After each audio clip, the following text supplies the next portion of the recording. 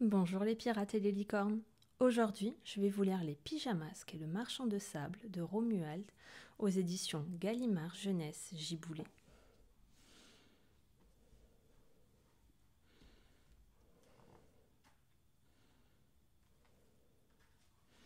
Il est minuit pile à Tarabiscoville.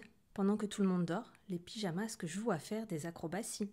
Bibou en rouge, Glu-Glu en vert, Yo-Yo en bleu. Ces trois petits héros n'ont pas froid aux yeux.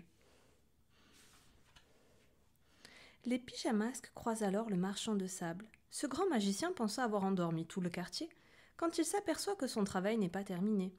Nom d'une plume d'oreiller, s'exclame-t-il. Que font ces trois zigotos par ici, au beau milieu de la nuit? Dors les dodos, dors les dodis, il est temps pour vous d'aller au lit, mes petits, dit l'enchanteur en soufflant sur une poignée de sable.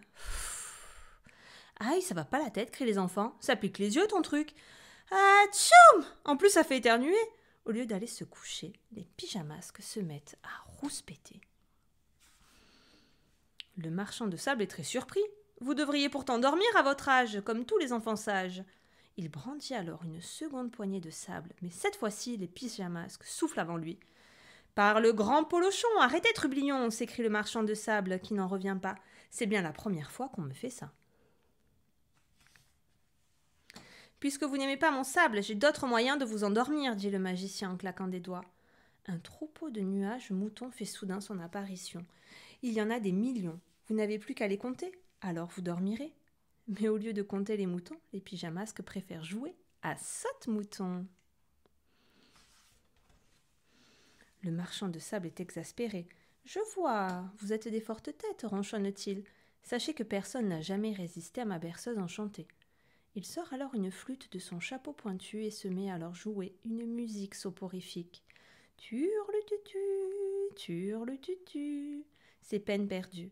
Au lieu de s'assoupir, les trois enfants ne font que danser et rire. Trop, c'est trop. Le marchand de sable perd patience. Vous commencez vraiment à m'agacer, graines de vaurien. Je vais vous faire dormir et par n'importe quel moyen, gronde-t-il en utilisant sa flûte comme une sarbacane. Psst, psst. Il est fou, crie Bibou. Il nous lance des mousses tsetse. Si elle nous pique les fesses, on n'est pas près de se réveiller.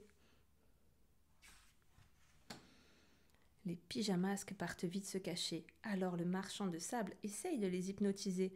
Je sais que vous êtes là, lance-t-il d'une voix ensorcelante. Regardez-moi dans les yeux et dormez, je le veux.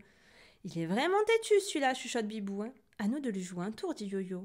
Vous êtes prêts, les gars? 1, 2...